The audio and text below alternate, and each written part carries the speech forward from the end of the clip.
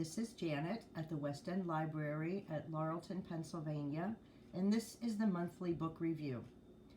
The book I am choosing to review this month is by one of my favorite authors, Jeffrey Deaver, and the title is The Bone Collector. If you like suspenseful, thriller, and a sense of eeriness in your reading, then this book is just for you. I have read this book a few times, and each time I enjoy it as much as the first time. The Bone Collector is the first in a series of books which feature criminologist Lincoln Rhyme and police person Amelia Sachs. There has been a feature movie made by the same title starring Denzel Washington and Angelina Jolie. Lincoln Rhyme had been a premier criminologist until an awful accident where a huge support beam in a building crashed down on him as he was investigating a crime scene, which caused him to be paralyzed from the neck down, becoming a quadriplegic. The accident had happened a couple years prior, and in those couple years, Lincoln had practically given up and was contemplating the use of assisted suicide.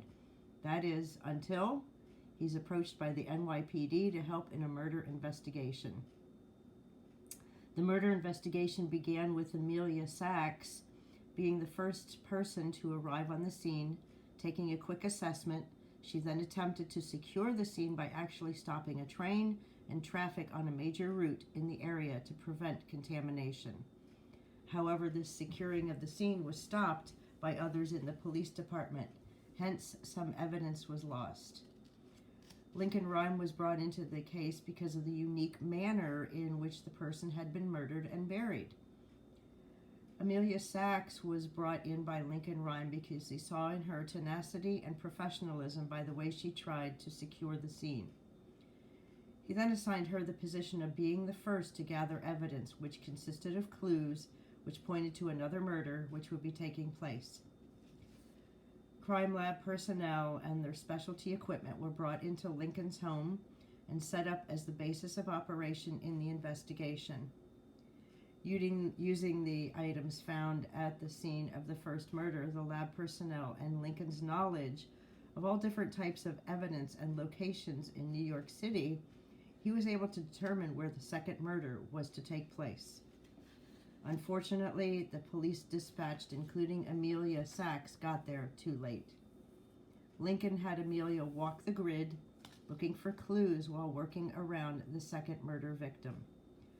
Walking the grid consists of walking the crime scene back and forth, only straying about 12 inches in each pass, then crosswalking it.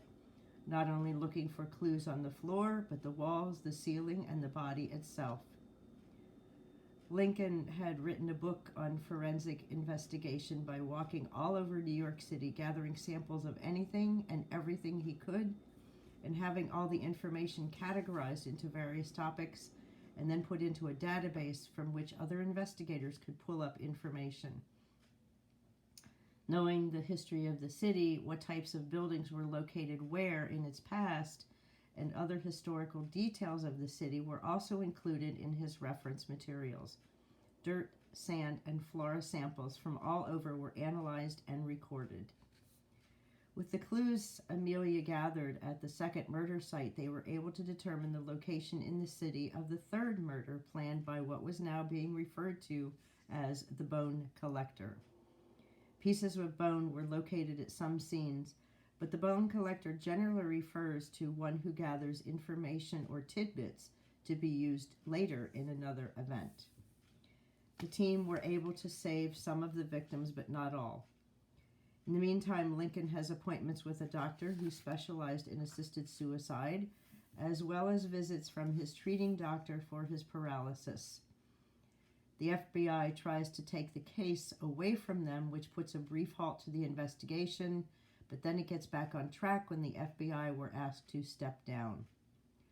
The scenes of the murder are very ingeniously set up, and the types of people the Bone Collector abducts to fit his narrative all have very simple agendas except one.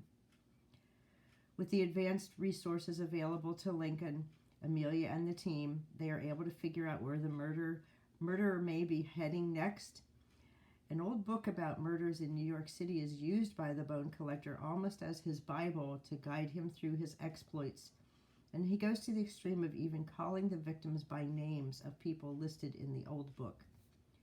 Lincoln's analysis of clues and the history he has of New York City is amazing in his determining what the murderer is up to. As I said when I began this review, if you like this kind of reading, please read The Bone Collector, then follow up with other Jeffrey Deaver novels featuring Lincoln Rhyme.